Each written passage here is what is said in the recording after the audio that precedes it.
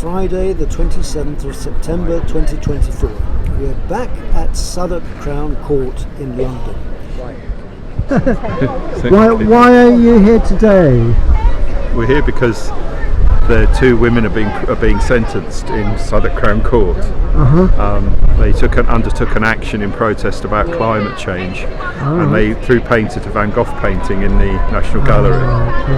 But they were forbidden from presenting all their evidence, or a lot of what they wanted to say about their justifications for taking that action, by the judge, who now they've been found guilty and they're going to have sentence passed on them today. And the judge has told them to expect a custodial sentence after a very unfair trial. Was that Hehir? Hehir, yeah, Christopher Hare, yeah. How does how does he sleep at night? That's what a lot of us wonder, yeah. Right, well, but I don't know why their bile and anger is reserved for peaceful protesters. Sure. When the prisons are overcrowded and they're having to let convicted felons, criminal offences out of jail. It makes no sense. Absolutely. Except that it's vindictive. Thanks very much. Thank you. You're welcome. We'll meet again.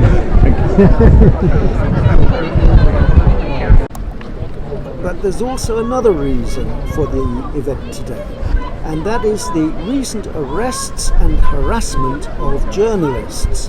Richard Medhurst, Sarah Wilkinson and Craig Murray are all journalists who have been arrested, had their computers seized and faced the threat of ongoing charges.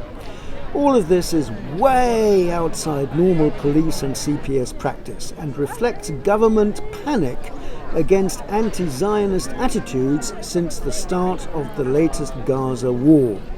It seems only a matter of time until journalists are treated the same way as radical activists. They've done a fantastic job, haven't they? I come from South Africa, so this is very apt. Really? South Africa? I grew up in the apartheid era, and I didn't do anything to, I wasn't curious as to what was going on, my privileges that I enjoyed. So when I heard about the climate crisis, I felt like I'd been lied to again, like I had been during apartheid. Right. So I don't stand by anymore. Fantastic. How long have you been in England? Since 2000. Okay, so that's a good long time. Yeah, and my dad was born here. All right. But I was born in South Africa. So where was your political awakening? Here or there? I think the journey continued. And it was when Extinction Rebellion had their first big rebellion in April 2019. I just happened to have been made redundant and was sat on the sofa at home, really trying to rest, because I'd been working in an industry of relentless tragedy in terms of the fact that I was supporting victims of domestic abuse. So there I was, sat on the sofa like knackered, burnt out, and I see the rebellion on TV and I just burst into tears because I felt like, oh my God, this is the truth. I knew it was the truth. And so since then, this is what I do. Fantastic. Really good to meet you. Thank you. Well, what is your name again, if you don't mind my asking? My name's Michelle. Michelle. And I'm from Oxfordshire. And whilst being an activist, a civil resistor, I've also co-founded a climate emergency centre. So I've got a space. We've got a space in the market town of Abingdon. We've got like a cafe space that the town council has given to us for free until 2027, and it's a nudge space. It's a space where we share our skills, what we have, we sell nothing. It's good to know that local councils can be just as politically aware as in the big cities, and sometimes more so. Yeah, well, we're putting pressure on them to say that's not enough, actually. Giving us the space isn't enough. We need engagement, and we need policy change, and we need to be putting pressure on the government. And it's all our duties. Right. Michelle, it's lovely to meet you. Thank you. Good luck. Thank you.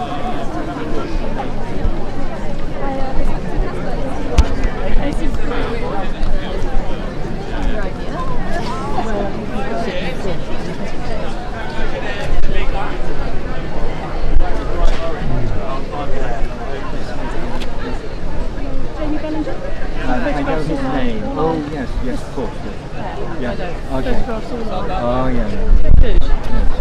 This looks like a prison cell. Yes.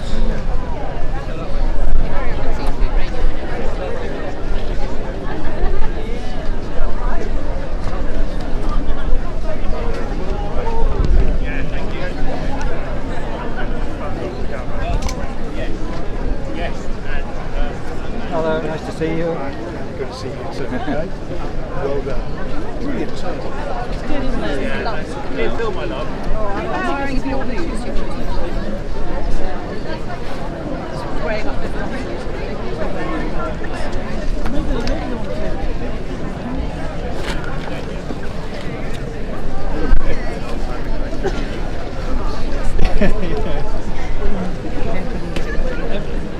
What you've got to tell people is the hoaxes of this.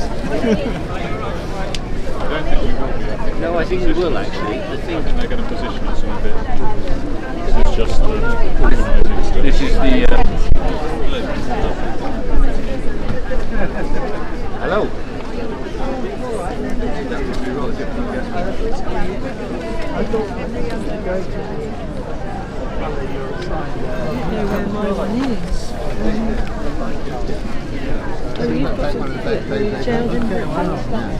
It's interesting. A lot of people had a bad response to it.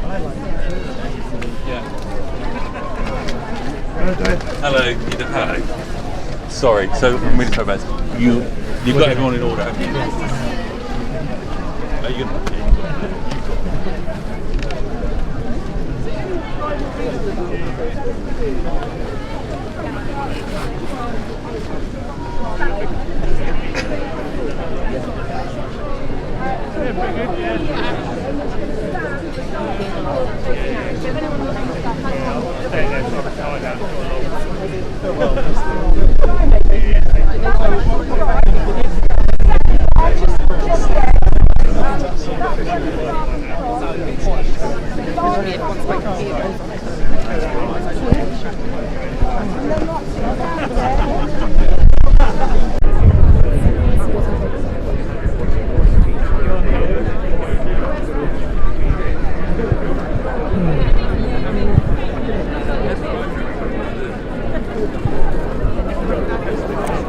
Just up on the ledge on the left, the picture is a Palestinian flag. Let's go over there and see who's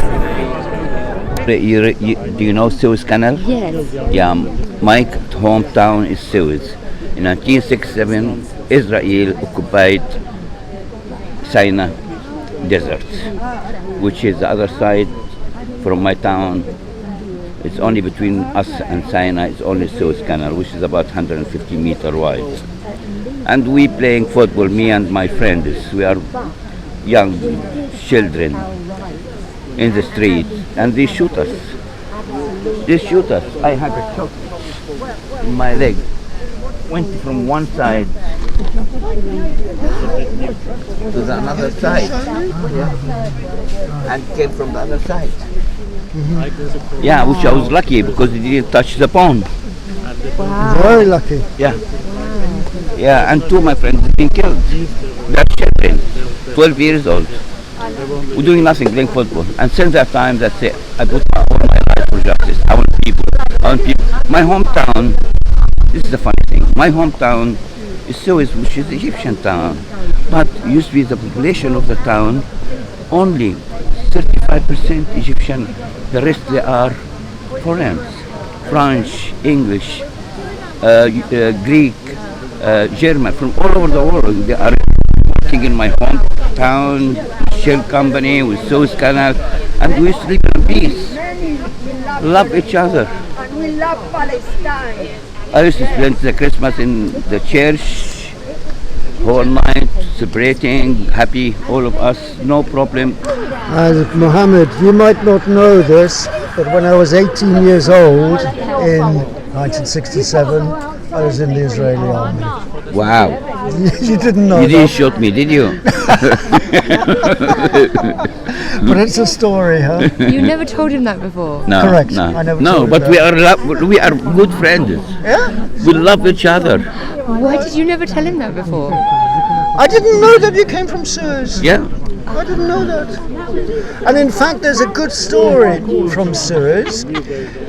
So in 1973, when the Israelis went over, a tank entered Suez town and broke down. Yeah. And the crew had to abandon the tank and let themselves be taken prisoner. And eventually, the people of Suez released the crew.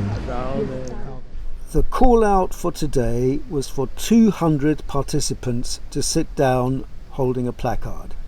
The actual head count of sitters is 320.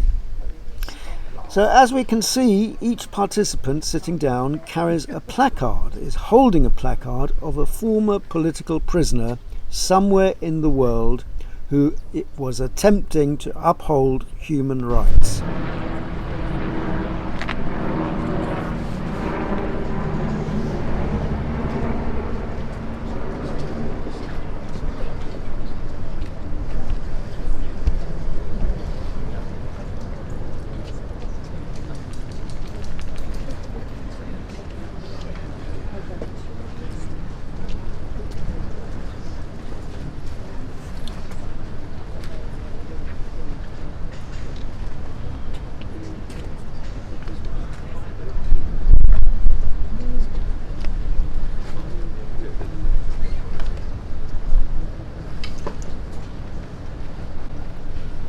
The sit-down action lasted for 1.5 hours, from 12:30 till 2 o'clock.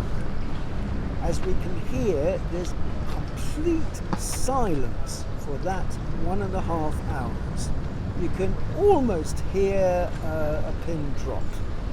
Not quite, but almost. It's extremely impressive that in the centre of London, 320 participants sitting on the pavement can be so silent.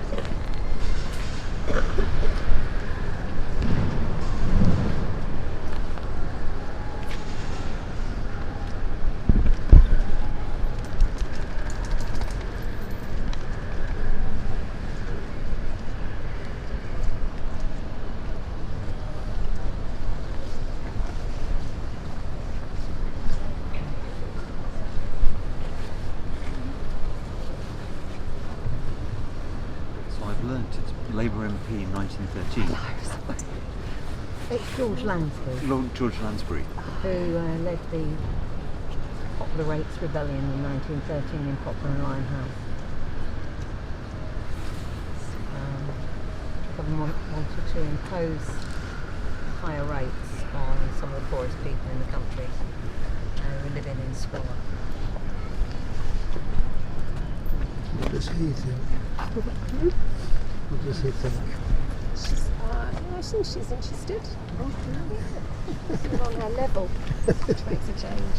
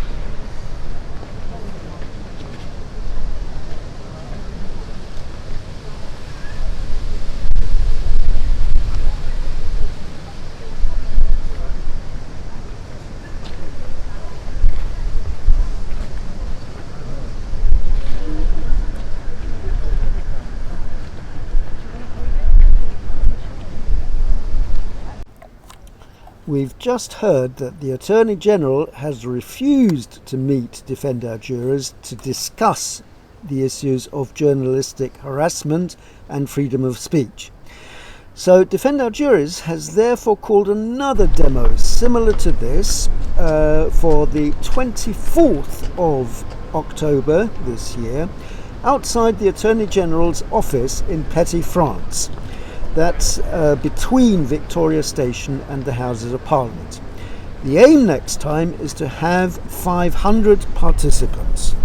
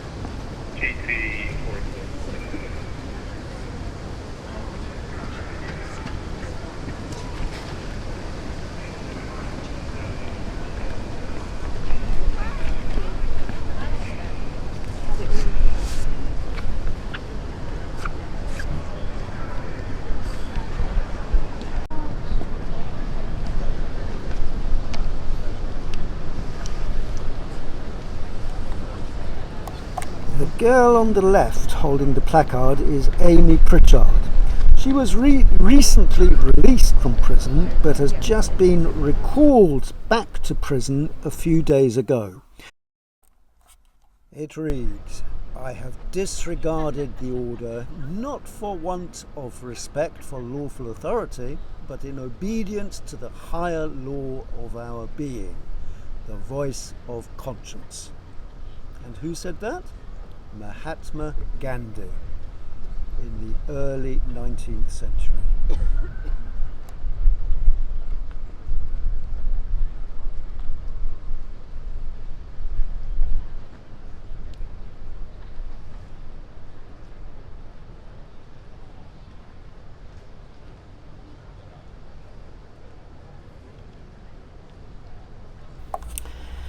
So I'm just leaving the demo beyond the police barrier. I'm turning left and heading back to the main road and London Bridge station. It's striking just what a massive police presence there is for this action. I came this way to arrive, and down every side street from London Bridge station to here was another row of police wagons. It's as if the police cannot believe that a Defend Our Juries action is really intended to be peaceful.